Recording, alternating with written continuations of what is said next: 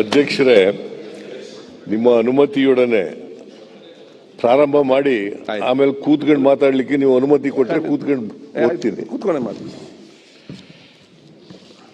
ಸನ್ಮಾನ್ಯ ಸಭಾಧ್ಯಕ್ಷರೇ,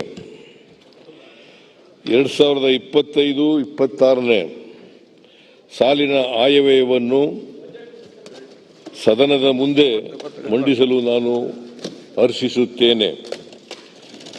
ಆಯವ್ಯಯ ಎನ್ನುವುದು ಕೂಡಿ ಕಳೆಯುವ ಅಂಕಿ ಸಂಖ್ಯೆಗಳ ನಿರ್ಜೀವ ಆಟವಲ್ಲ. 7 ಕೋಟಿ ಜನರ ಬದುಕಿನ ಭರವಸೆಯ ಉಸಿರು ಎಂಬ ಅರಿವಿನೊಂದಿಗೆ ನಮ್ಮ ಸಂಕಲ್ಪಗಳನ್ನು ನಾಡಿನ ಜನಕೋಟಿಯ ಮುಂದಿರಿಸುವ ಬಹುದೊಡ್ಡ ಹೊಣೆಗಾರಿಕೆಯೊಂದಿಗೆ ನಿಂತಿದ್ದೇನೆ. ನಮ್ಮ ಕೈ ಬುಟ್ಟಿಯಲ್ಲಿ ಸಿಡಿಲ ಗೂಡಿಹುದು, ಹುಡುಕಿ ನೋಡಿದರಲ್ಲಿ ಸುಮದ ಬೀಡಿಹುದು. ಕುವೆಂಪು ಅವರು ಬರೆದಿರ್ತಕ್ಕಂಥ ಪದ್ಯ ಇದು.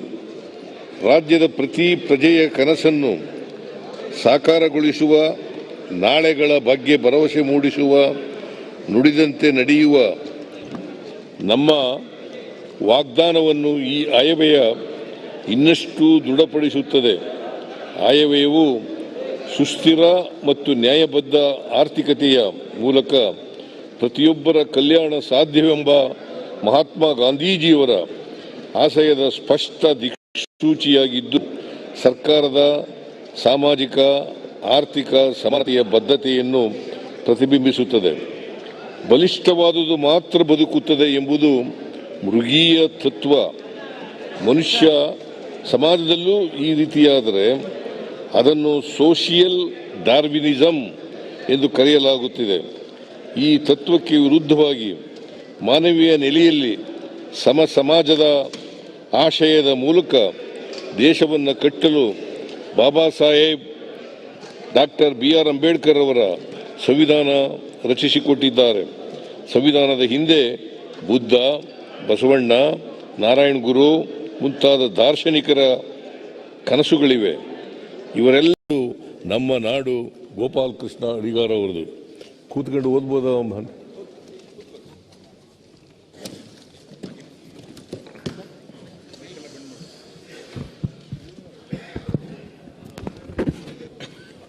Thank you.